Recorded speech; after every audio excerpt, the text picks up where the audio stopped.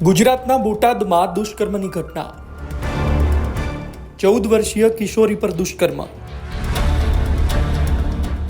70 વર્ષીય આરોપીની ધરપકડ।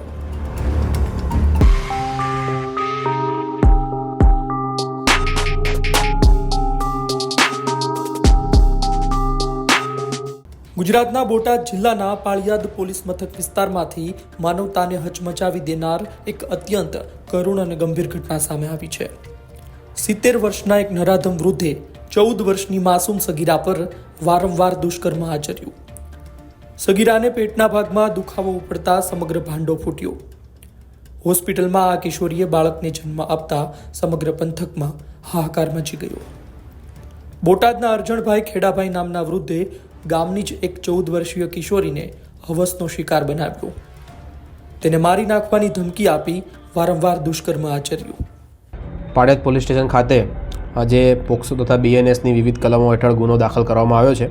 તે બનાવની હકીકત જોઈએ તો જે ભોગ બનનાર છે તેના દ્વારા પોતાની સાથે શારીરિક સંબંધ બાંધવા બાબતની હકીકત છે તે ફરિયાદમાં લખવામાં આવી હતી। આથી ભોગ બનનારની જે ફરિયાદ છે તેને અનુલક્ષીને તરત જ 1 તારીખના રોજ ગુનો દાખલ કરવામાં આવ્યો હતો।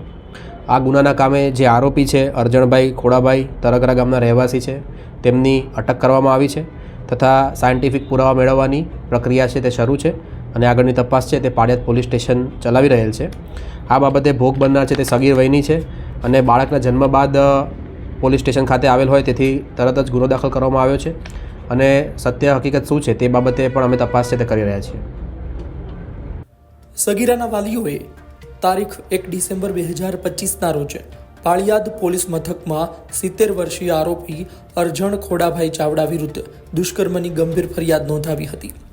ફરિયાદના આધારે પાળિયાદ પોલીસે તાત્કાલિક કાર્યવાહી હાથ ધરી બીજા જ દિવસે 2 ડિસેમ્બર 2025ના રોજ આરોપીની ધરપકડ કરી કાયદેસર કાર્યવાહી હાથ ધરી જેલ હવાલે કર્યો હતો। મહત્વની વાત છે કે ગુજરાતમાં દુષ્કર્મના કેસ વધી રહ્યા છે, જે બાદ જસદણના આટકોટથી પણ સામે આવ્યો હતો કેસ। સમગ્ર બાબતને લઈ તંત્ર સામે સવાલો થઈ રહ્યા છે। સમાજમાં ડરનો માહોલ છે। સંવાદદાતા રઘુવીર મકવાણાનો અહેવાલ, ગુજરાત તક, બોટાદ।